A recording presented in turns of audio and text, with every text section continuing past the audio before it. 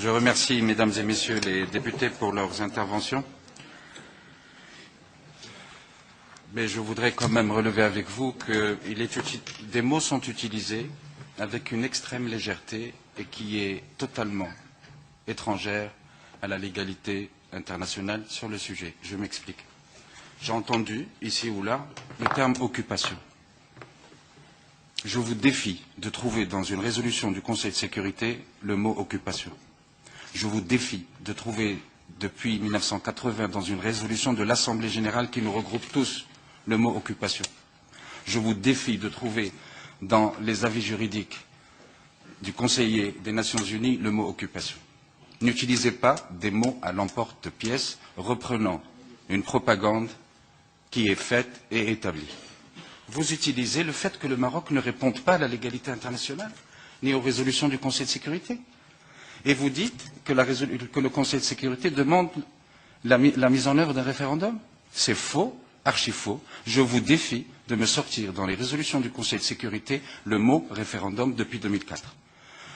Mesdames et messieurs, le Conseil de sécurité appelle les partis et appelle les États voisins, y compris l'Algérie, à coopérer entre elles, parties, Maroc, Algérie compris, pour trouver une solution politique négociée, mutuellement acceptable, tenant compte des efforts déployés par le Maroc en 2006. Voilà ce que dit le Conseil de sécurité. Basé sur le sens du compromis et le réalisme, visant à atteindre l'autodétermination. Mesdames et messieurs, ne confondez pas autodétermination et référendum. Le référendum est un mécanisme. Et ce mécanisme, j'entends des sourires sarcastiques, mais j'aimerais bien qu'on me réponde. Le mot référendum n'existe pas dans les résolutions du Conseil de sécurité depuis 2004. Le référendum, nous l'avons essayé de 89 jusqu'aux années 2000. Mais je suis désolé. Le référendum n'est pas la panacée. C'est un mécanisme minoritaire. 3 référendums ont été faits sous l'égide des Nations Unies pour résoudre 64 cas. Et moi, je m'interroge. Qui conditionne cette négociation? Qui dit j'exige que la solution ne peut être trouvée qu'à travers un référendum, tout en restant rigide, totalement, et sur l'appel de la communauté internationale et sur le Conseil de sécurité? N'utilisez pas le terme occupation, parce que vous êtes en porte-à-faux par rapport à la réalité juridique et à la légalité internationale. Vous dites exploitation des ressources. Mais c'est quand même le monde à l'envers. C'est quand même le monde à l'envers. Le Sahara est un territoire pauvre. Le Sahara n'a pas de ressources qui puissent permettre l'exploitation pour les populations. Le Sahara bénéficie de la solidarité nationale, messieurs. Il n'y a pas d'exploitation.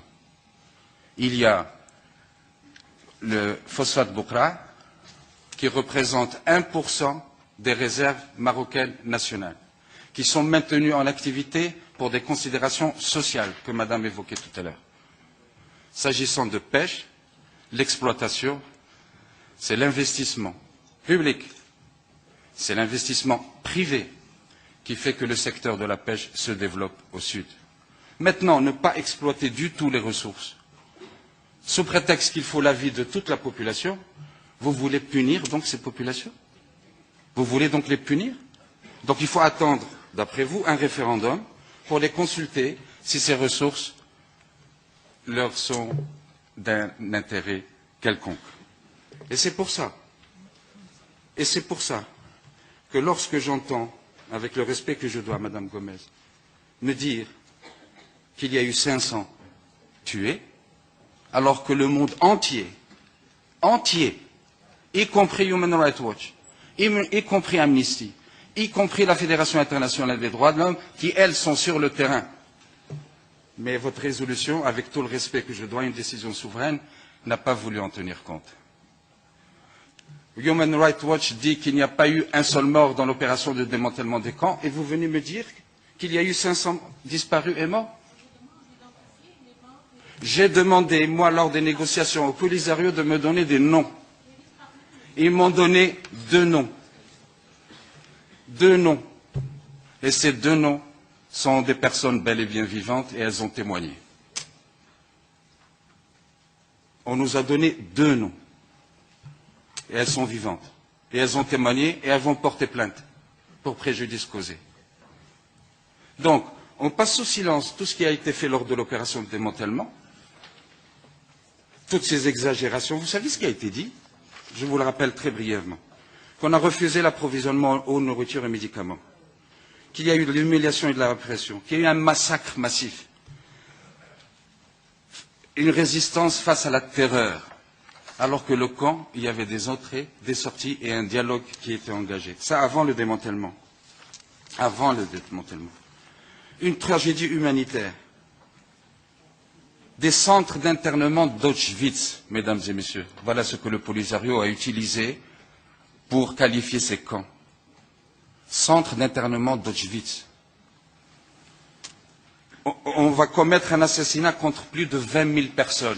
Aucun décédé dans la population civile. Ayez la grâce de le reconnaître, mesdames et messieurs. Ayez la grâce de le reconnaître. 8 morts, dont un enfant de 7 ans, ont été retrouvés morts. On a demandé des noms, et je vous ai déjà dit qu'il n'y avait ni 8 morts, ni un enfant. Ceci nous rappelle le temps du régime du dictateur Augusto Pinochet. Voilà comment on récompense un dialogue. Pinochet. S'il y avait un mort, donnez-le-nous.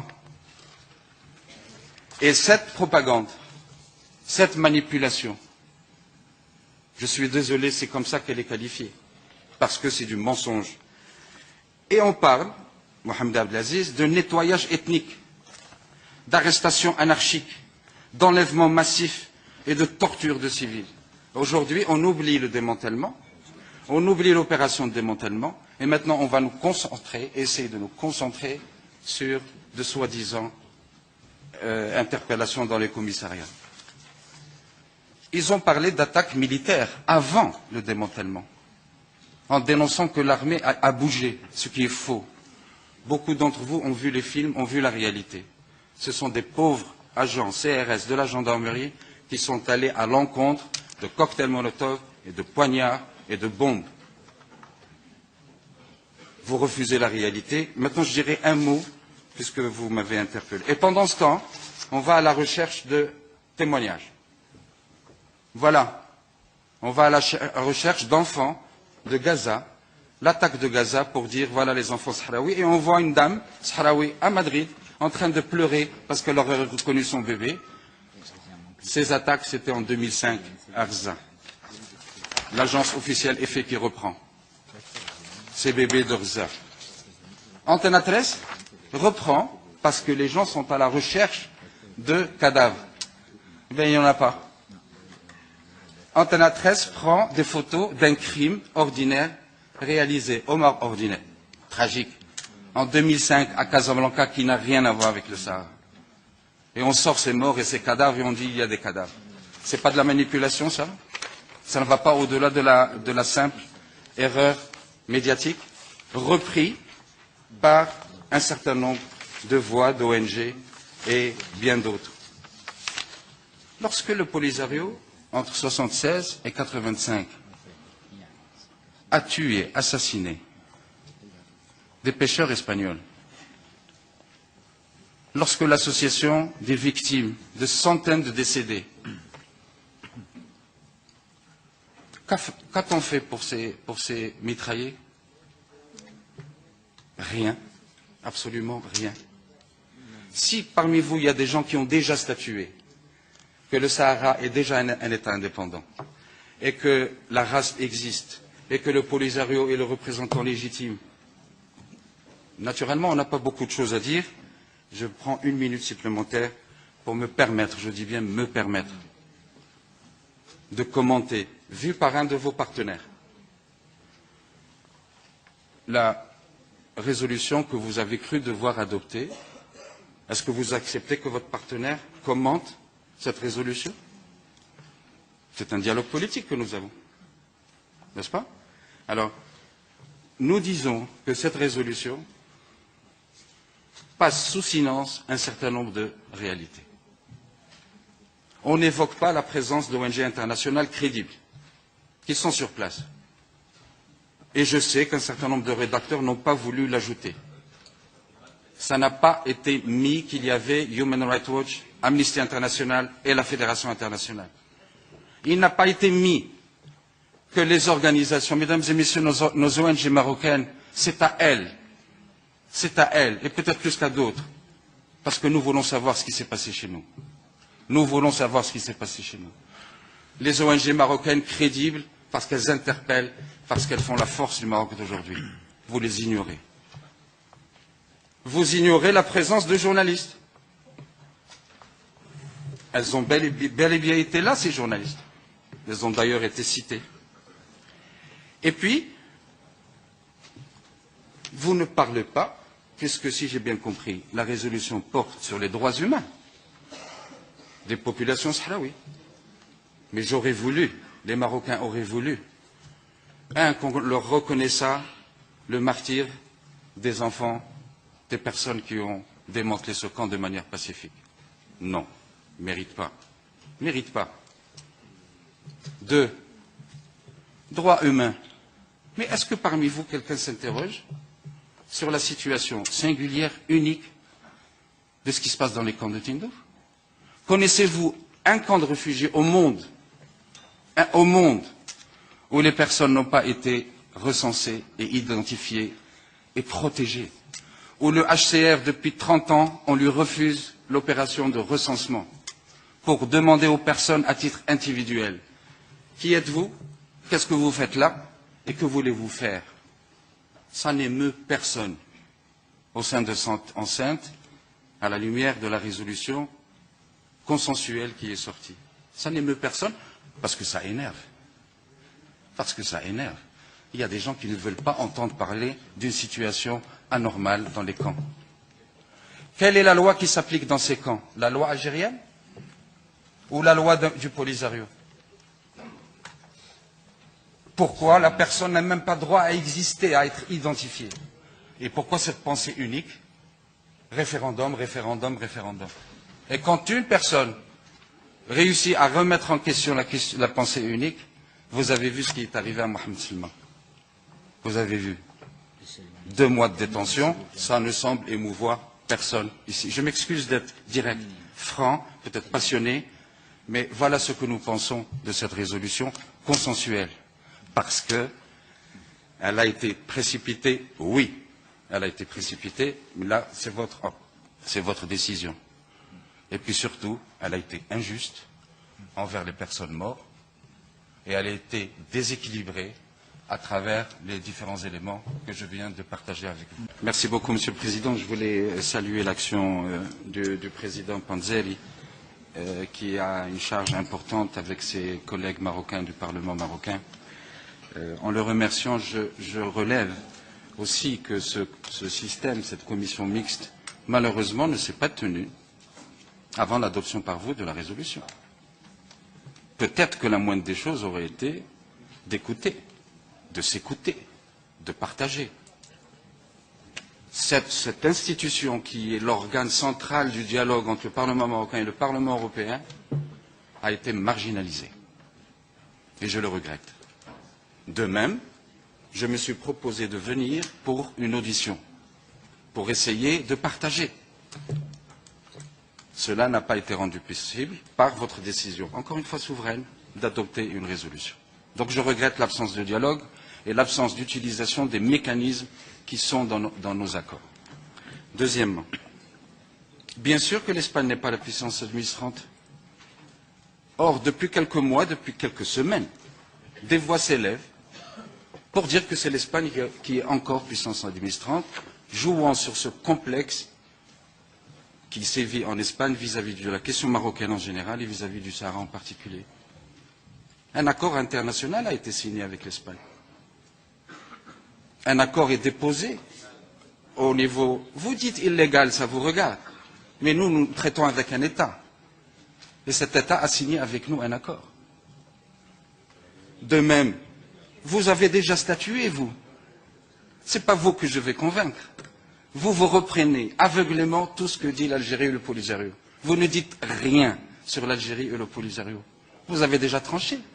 Mais ce n'est pas avec vous qu'on trouvera cette solution. Le Maroc est incontournable pour trouver une solution.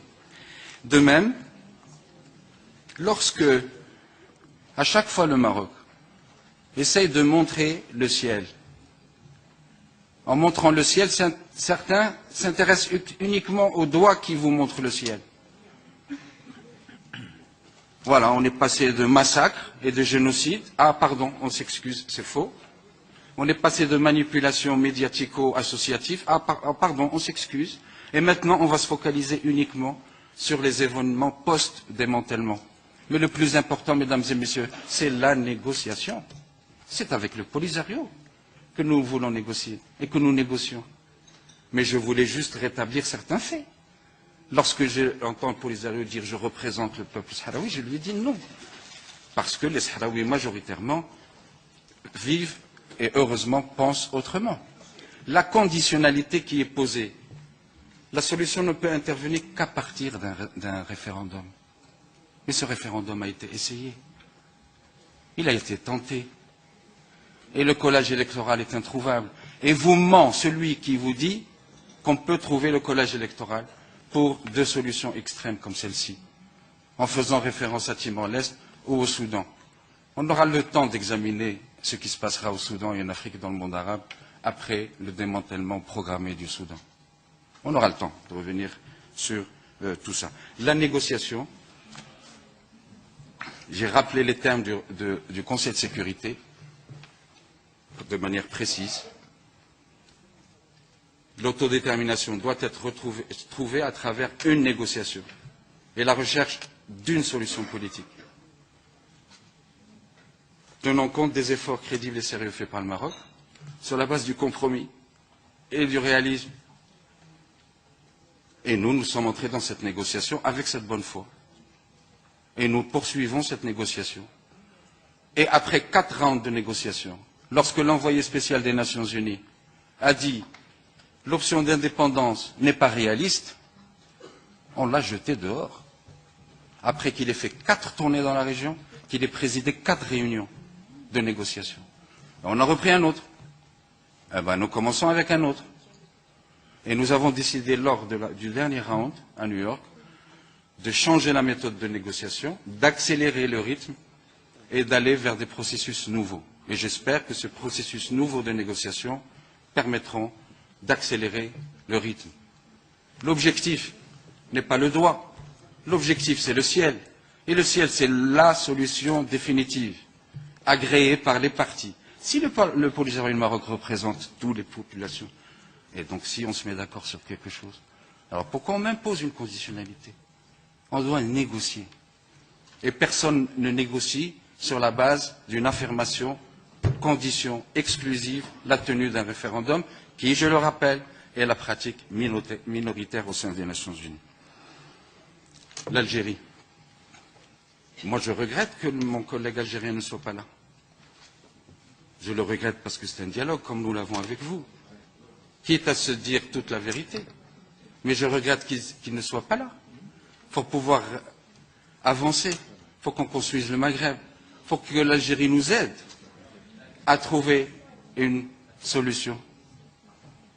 Que l'Algérie nous aide à trouver une solution. Voilà pourquoi j'aurais voulu qu'il soit là compte tenu de l'implication de l'Algérie.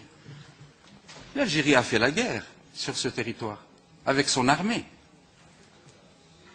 Vous semblez l'oublier. Elle a fait des prisonniers, l'armée marocaine, qu'elle a libérée de manière contingentée durant plusieurs années. Et l'Algérie est responsable de ce qui se passe sur son territoire, et notamment comme signataire de la Convention de Genève, de la responsabilité d'avoir des réfugiés sur son sol. Ces réfugiés n'ont pas le droit d'aller trouver du travail sur le territoire algérien dans sa globalité. Pourquoi? Ces réfugiés ne sont pas recensés à titre individuel. Pourquoi? Pourquoi? Et de tout ça, j'aurais bien voulu qu'on en discute avec le ministre algérien. Il nous arrive de le faire en marge de réunion. On le fait aussi dans le contexte des Nations Unies, compte tenu de la responsabilité de l'Algérie. Enfin, je voudrais aussi évoquer ce que certains parmi vous savent, que le contribuable européen verse pour l'allègement et le soutien humanitaire et alimentaire aux populations réfugiées. Mais je vous demande peut-être de vous investir davantage dans ce que fait la Commission et dans ce que conclut la Commission sur le programme d'aide alimentaire qui est versé. La seule évocation des réfugiés dans votre résolution, c'est l'aide humanitaire, sans vous poser la moindre question sur le statut juridique, sur le droit à la protection, sur le droit à la libre circulation, sur le droit à exister sur une fiche et sur le droit au retour librement consenti. Pourquoi ce droit n'est-il pas appliqué? Et si ces personnes voulaient, en attendant la solution, aller vivre ailleurs? Qui vous dit qu'elles sont tous là pour continuer à être sous l'emprise d'une pensée unique? Voilà pourquoi le Maroc reste extrêmement confiant. D'abord, dans le cadre de négociation, parce qu'il importe de trouver une négociation, une solution. Et voilà pourquoi nous ne devons pas être tombés dans le piège de la diversion. Nous n'abandonnons pas l'essentiel. Et voilà pourquoi il faut répondre de manière pondérée, mesurée, ajustée, juste à un certain nombre d'actions qui sont menées face à une propagande extrêmement loquace qui joue sur certains complexes, notamment dans la société espagnole. Des journalistes, Jeune Afrique, vous connaissez, Reuters, vous connaissez, Washington Times, vous connaissez. Ces journalistes sont rentrés dans les camps avant leur démantèlement. Eh bien, on leur a demandé de partir et de quitter les lieux parce qu'ils ne sont pas venus à travers une source espagnole exclusive. Voilà la réalité. Nous gardons le contact. Nous espérons que le comité mixte pourra se réunir très bientôt. Le gouvernement, naturellement, reste à la disposition de la Commission des affaires étrangères du Parlement européen. Je porte ce sentiment que je confirme. 2,5 millions de Marocains l'ont exprimé après un appel à la marche de 48 heures sur Casablanca. Cette résolution était précipitée et injuste. Voilà telle qu'elle est ressentie par l'opinion publique marocaine, y compris les Sahraouis qui ont marché. Je voulais vous faire part de ce message tel que ressenti par le peuple marocain, qui est blessé, parce qu'aujourd'hui on nous demande des comptes au gouvernement. Pourquoi avoir utilisé une matraque lorsque vous saviez qu'il y avait des bonbonnes, des machettes, des égorgeurs à l'intérieur de ce camp? On nous le reproche aujourd'hui.